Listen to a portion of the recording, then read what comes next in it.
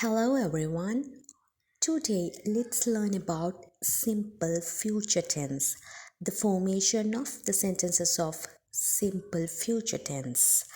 I have already uploaded the videos on simple past tense and simple present tense. I have given the links of those videos below description box. If you like, you can watch them as well. இன்றைக்கு நாங்கள் செய்ய போகிறது simple future tense பற்றிய video. Future என்பது எதிர்காலம். So எதிர்காலத்தில் நடக்கக்கூடிய விஷயங்களை எவ்வாறாக இங்கிலீஷில் நாங்கள் சொல்லலாம், எக்ஸ்ப்ரெஸ் பண்ணலாம் அப்படின்ற விஷயத்தை இன்றைக்கி நாங்கள் படிக்க போகிறோம். So shall we start?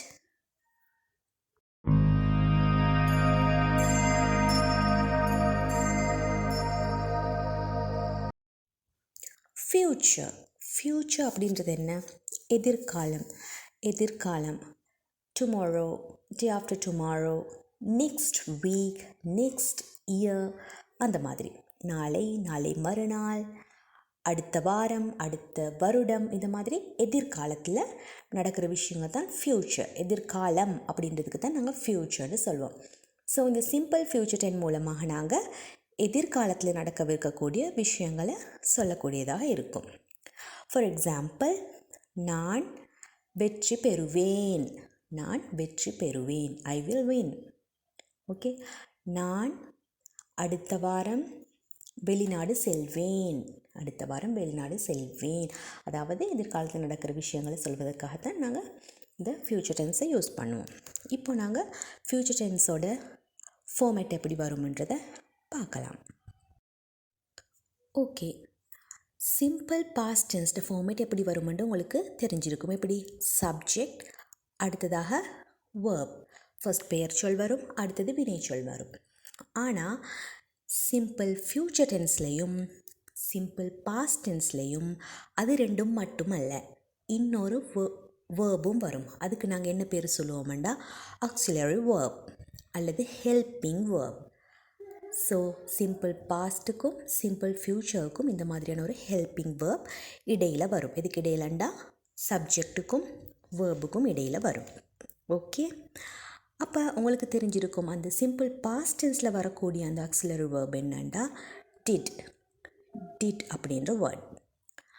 அதே போல் இப்போ நாங்கள் படிக்கிற சிம்பிள் ஃப்யூச்சர் டென் இருக்கே, அதோட ஆக்சிலரி வேர்ப் என்னண்டா, ஹெல்பிங் வேர்ப் என்னன்னு சொன்னால் வில் அப்படின்ற வேர்பை தான் நாங்கள் ஹெல்பிங் வேர்பாக இங்கே யூஸ் பண்ணுவோம். வில் அல்லது ஷெல் அப்படின்றும் யூஸ் பண்ணுவோம்.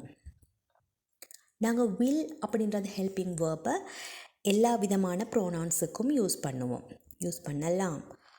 அதாவது I, we, you, they, he, she, it அல்லது வேறு எந்த நவுனுக்கு என்றாலும் யூஸ் பண்ணலாம் வில் அப்படின்ற ஹெல்பிங் வேர்பை.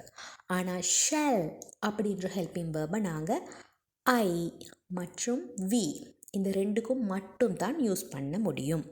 மற்ற எந்த ப்ரோனவுன்ஸுக்கும் ஷெல் யூஸ் பண்ணுவதில்லை. ஐக்கும் விக்கும் மட்டும்தான் யூஸ் பண்ண வேண்டும். ஸோ அதையும் மைண்டில் வச்சுக்கோங்க. ஓகே. இப்போ சிம்பிள் ஃப்யூச்சர் டென்ஸ்ட ஃபார்மேட் எப்படி வருமெண்டா, ஃபர்ஸ்டில் சப்ஜெக்ட், தென் ஆக்சிலரி வேர்ப், தென் வேர்ப், அந்த மாதிரியாக அதோட ஃபார்மேட் அமையும். இப்போ நாங்கள் ஒரு எக்ஸாம்பிள் பார்க்கலாம். I will clean.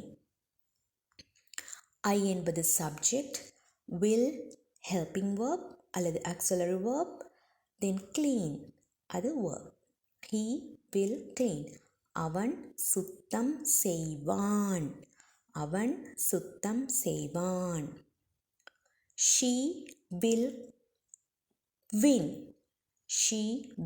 win, அவள் வெற்றி பெறுவாள். ஓகே. அந்த இடத்துல வில் வந்ததால் அது ஃப்யூச்சர் டென்ஸாக மாறிச்சு. எவ்வளோ easy. Okay. we will discuss, நாங்கள் ஆலோசனை செய்வோம், நாங்கள் கலந்தாலோசனை செய்வோம். ஃப்யூச்சரில் எதிர்காலத்தில் நடக்கவிருக்கிற விஷயம். ஸோ அதே போல் ஐ வில் டூ இட், நான் அதை செய்வேன்.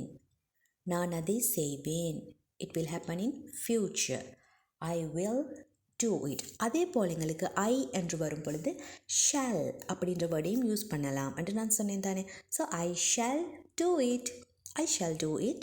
அந்த மாதிரி சொல்லலாம். அதே போல் we இருக்கும் we will do it அல்லது we shall do it. நாங்கள் அதை செய்வோம், ஃப்யூச்சரில் செய்வோம் அப்படின்னு சொல்லலாம். ஓகே, இப்போ இந்த சிம்பிள் ஃப்யூச்சர் டென்ஸ் சென்டென்சஸை நாங்கள் எழுதும் பொழுது இந்த will அப்படின்ற வேர்டுக்கு பதிலாக apostrophe double L, அதாவது அந்த ப்ரோனவுனோடு சேர்த்து apostrophe double L போட்டு ஷார்ட் ஃபார்மாக எங்களுக்கு எழுதலாம். ஸோ அதை நாங்கள் பேசும் பொழுது எப்படி சொல்வது?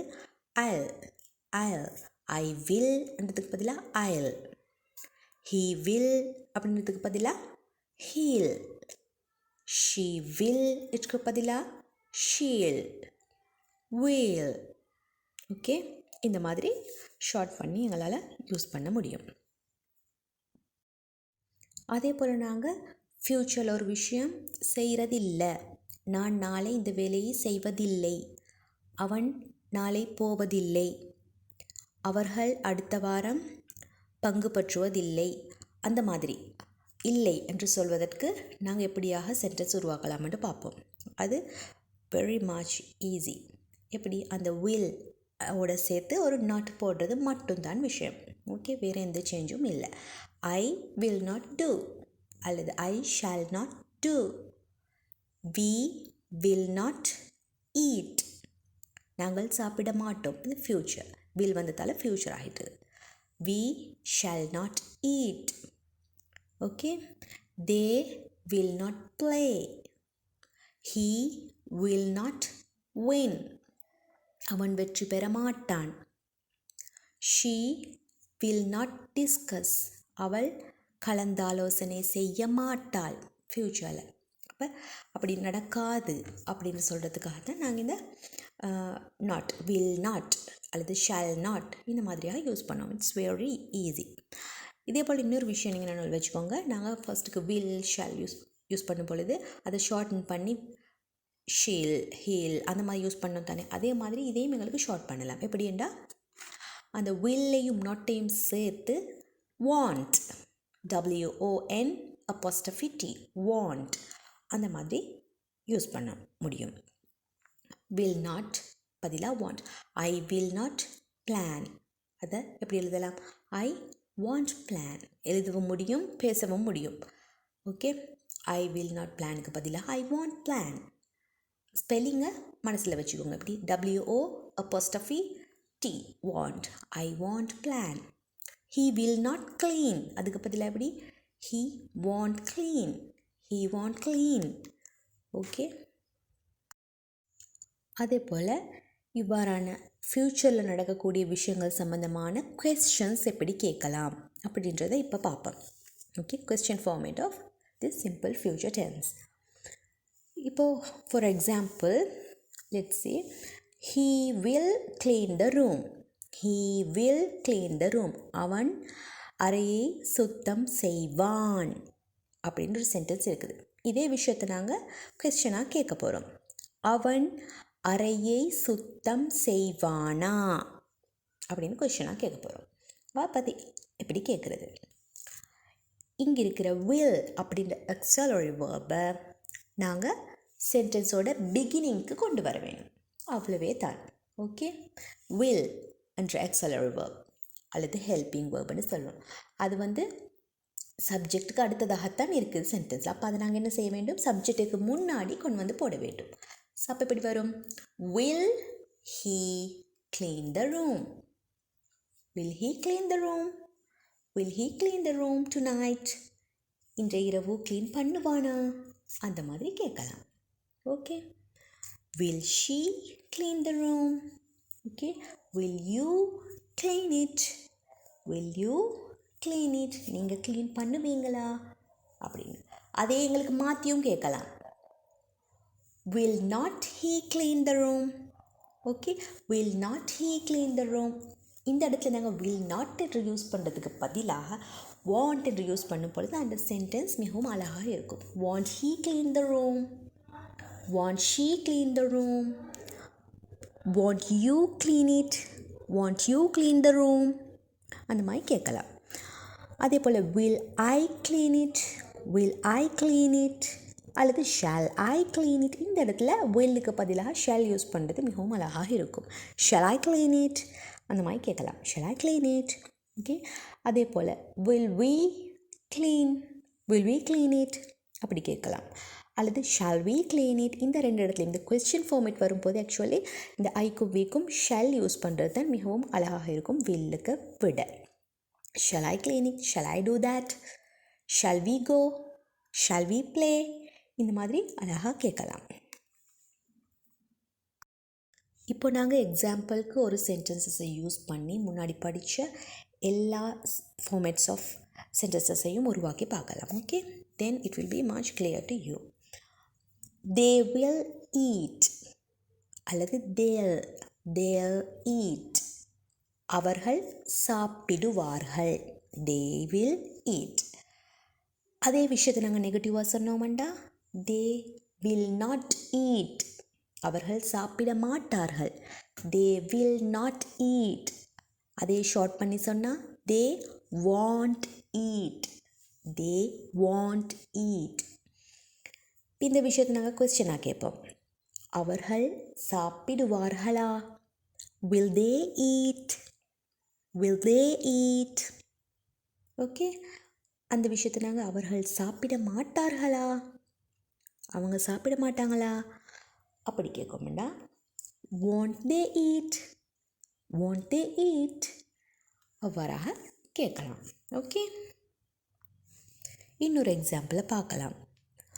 we will reach home tomorrow, we will reach home tomorrow அல்லது we'll reach home tomorrow அல்லது we shall reach home tomorrow என்றும் சொல்லலாம். என்ன மீனிங்? நாம் நாளை வீட்டை சென்றடைவோம், நாம் நாளை சென்றடைவோம். we shall reach home tomorrow. அதே போல் நாம் நாளை வீட்டுக்கு சென்றடைய மாட்டோம், அதான் அப்படி சொல்வதென்றால் we will not reach home tomorrow அல்லது we won't reach home tomorrow or else we shall not reach home tomorrow. இந்த மாதிரியாக சொல்லலாம். நெக்ஸ்ட், இந்த விஷயத்தை நாங்கள் கொஸ்டினாக கேட்க போகிறோம். நாங்கள் நாளை வீட்டை சென்றடைவோமா? Okay, shall we reach home tomorrow. Very easy. அந்த ஷால் எடுத்து முன்னாடி போட்டது மட்டும்தான், வேறு எதுவுமே சேர்த்தவே இல்லை. Shall we reach home tomorrow அல்லது will we reach home tomorrow. நாளை நாம் வீட்டை சென்றடைய மாட்டோமா? அதுக்கு ஒரே ஒரு சேஞ்ச் தான், அந்த இடத்துல ஒரு நாட்டை சேர்க்கறது மட்டும்தான். Shall not we reach home tomorrow, will not we reach home tomorrow, won't we reach home tomorrow. How much easy that is. So இதை நிறைய சென்டென்சஸை யூஸ் பண்ணி நீங்கள் டிஃப்ரெண்ட்டாக இந்த மாதிரி ஃபார்மேட்ஸை மேக் பண்ணி ப்ராக்டிஸ் பண்ணுங்கள். தென் அது உங்களுக்கு ரொம்ப ஃபெமிலியராக ஆகிடும். So it will be much easy to you. இங்கிலீஷை பேசும் பொழுதும் சரி, எழுதும் பொழுதும் சரி, இதோட ப்ராக்டிஸ் உங்களுக்கு நிறைய ஹெல்ப்ஃபுல்லாக இருக்கும். ஓகே, ஸோ உங்களுக்கு இந்த விஷயங்கள் கிளியராக இருக்குமென்று நினைக்கிறேன். ஸோ இந்த மாதிரியான இங்கிலீஷ் கிராமர் மற்றும் ஸ்போக்கன் இங்கிலீஷ் வீடியோஸை நீங்கள் பெற்றுக்கொள்ள வேண்டும் என்றால் மறக்காமல் என்னோடய சேனலை சப்ஸ்கிரைப் பண்ணுங்கள். Also don't forget to click on the bell icon to get all the notifications of the new videos. So let's meet in another video. Until then, take care. Bye-bye.